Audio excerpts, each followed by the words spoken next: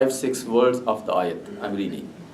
So it's two ways. You are libas for your wives and your wives are libas for you, for husbands. Now, this is again the words of God. What is the role of libas? We all know. First of all, we as human beings need libas. So no one can say that I don't need libas. So as you can't say that I don't need libas, so no one can say I don't need to get married. So marriage, the husband and wife are libas, otherwise you are without libas. So if you want to have the libas, then libas is husband and wife. What is the main role of libas? They mention three. This is first of all, libas protects you from the heat and the cold and from the, meaning the weather effects and from the other things. So libas is a protection, protects your body. The other thing is, libas also is your zinat, adornment. And it is a source of beautification. Same individual, but when you put the libas nicely, so when you come out, so you are totally a different person. It's a source of zinat. So the husband and wife, both of them, they have to be source of like zinat and source of honor and dignity for each other. So the husband is not embarrassed because of the wife, and the wife is not embarrassed because of the husband. Both of them should be at a level that they are a source of zinat for one another, source of dignity and honor for one another. And the third, they say libas also not only protect you, but it also covers you. There are so many scars and so many what you call wrinkles and on your body, and which you want to cover. And libas covers you, the deficiencies and the defects and the scars and those things that which you don't want to show, so libas covers you. Now the husband and wife, these two partners, they protect one another, they cover one another instead of exposing each other. So what kind of libas which exposes you, we never thought about until these modern times, that you are wearing it and you are not wearing it. So the new fashions, that if you see those shirts, so the shirt on front and back is different, and what they are wearing on their, what you call this क्या कहते हैं, sleeves. So it's this all wearing and not wearing is the same. Yeah. So what kind of libas is that? Libas is there to cover, not to expose, not to show. So it's counterproductive. So libas, husband and wife, they are also supposed to cover. They are not supposed to expose. Sometimes they go wild, and when they are not in good terms with one another, then they will go and talk very negative and very bad about each other to their parents and families and friends, and it is, some people have habit, even when they are in good terms, they just have to talk about their spouse, and they have to talk about the family life, and they end up meaning saying things which are against the dignity and the honor of their spouse. While their job is that if they see something, they need to fix it, they need to help each other to overcome on that weakness. They need to, meaning help each other, but they are not supposed to expose each other in eyes of others. They are supposed to be protectors, protection. So these are the two ayat which I thought I should share with you at least. We will have some other ayat later. Now when it comes, because our discussion is again, I want to remain within my parameters, the discussion is about rights of the husbands and wives, not the whole, this big topic. I will mention 6 things first, which are general rights, and those are mutual rights. Husbands and wives equally, they deserve these rights from one another. So these rights are equal and mutual. Husbands have to fulfill toward their wives, and wives have to fulfill toward their husbands. And these are the general ones. Number 1, the first right is respect. That is the first right. And we have tons of ahadith where Prophet and A'imma alayhimu salatu wassalam, they spoke. And since it was culture, and it is still culture somewhat, that women never had issue in respecting their husbands. They were always respectful. At least if today we have some issues, that's a different thing, but they were always respectful. At least they enter with that understanding into this institution of marriage. But the problem was from the other side. Men, sometime, because of the culture and because of some bad role models, they would never think that it is their responsibility also to respect their wife. They thought respect is one way. It is only the wife has to respect the husband. But husband is not, for example, obliged to respect the wife, just like in some other relationships. While Hadith says that when you take a woman as your wife, respect her. Make sure that you respect her. And respect is equal right. It's not written anywhere that husband deserves more respect and wife deserves less respect. Both of them, they deserve respect and equal respect. And respect is actually the base and the foundation of this union and this partnership. Most of those issues and problems which we face in the family life, that do we face because there is no respect anymore.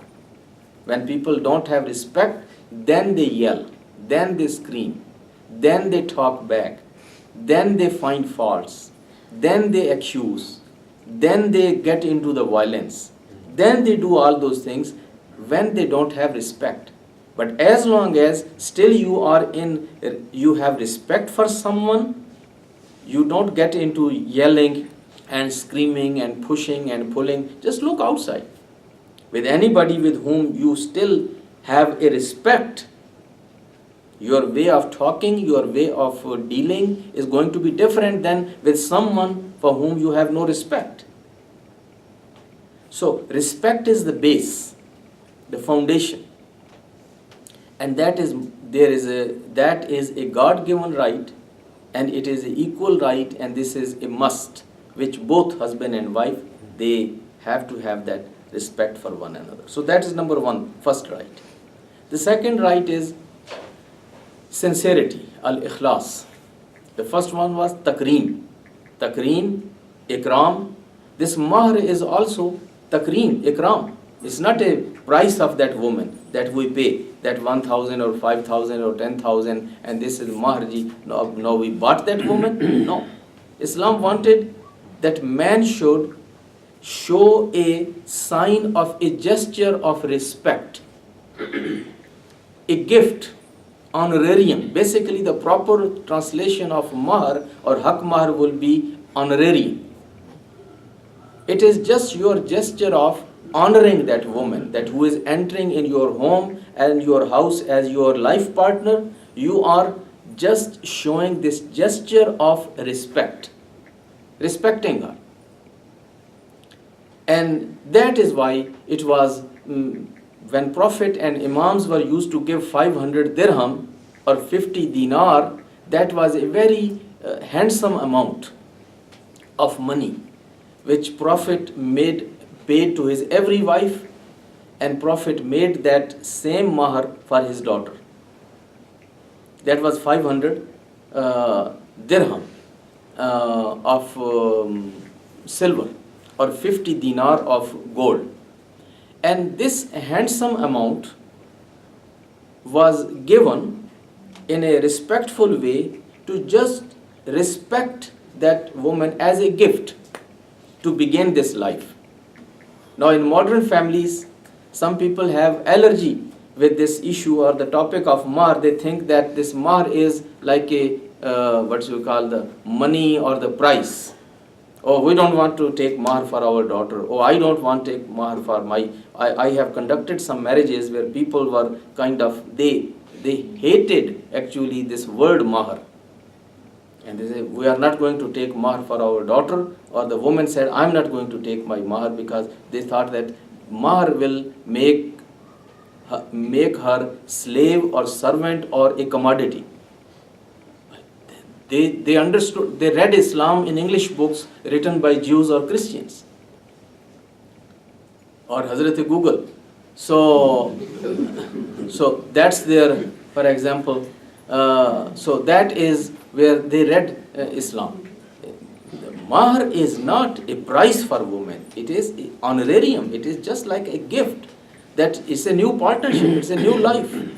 And husband is supposed to, because she is leaving her home. She is leaving her home, leaving her parents, coming all the way, starting a new life with a individual coming to his home. So he has to make this decision, this journey comfortable, something enjoyable and comfortable, and show that generosity. And this is a gesture of his being with open arms, with the welcoming gesture. So it is a welcome.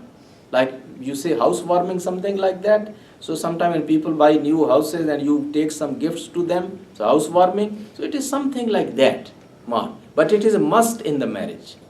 It is something that people have to, meaning decide and take and give, or at least agree. Sometime we are conducting marriage, and here we are sitting in the masjid and we want to start the khutbah, and then we ask them, what is the mahr? They say, what is mahr? Or we even didn't talk about that. And then we have to put everything on hold and tell the families and the bride and groom that please go ahead and talk about mahr and decide about mahr. So this is the level of ignorance in our community and society. People may be MBAs and physicians and engineers and whatever, but this is the level of ignorance about deen. Is there some sawab that the woman gets if she forgives the mahr? It's not written anywhere. If the husband is poor and can't pay, for example, and she sees his miserable situation, then yeah, if she forgives, of course, meaning. So I was just taught the wrong. Yeah. But meaning it's not. I think it is recommended. It is recommended that husband should pay that, and woman should receive that, and and it will make us to come up with some reasonable mahrs. Otherwise, sometimes people make kind of things as mahr which are not even, nobody can pay and nobody can receive. Oh, we are getting out of time. So that number two is sincerity. Sincerity, they need both of them. They need to be sincere and loyal to one another. So loyalty is both way. She has to be loyal and sincere, and he has to be loyal and sincere. Number three, amanat, honesty and trustworthiness. Both of them, they have to be honest. The honesty is expected, that you as a husband or as a wife need to be honest with one another and trustworthy. Otherwise, how these two individuals are going to share anything with one another while they are supposed to share everything? So when you are going to share everything with one another, you have to be trustworthy and you have to be honest. Number four is trust and confidence. That is called thiqa, that you have the trust and confidence in each other, and trust is built. You cannot purchase.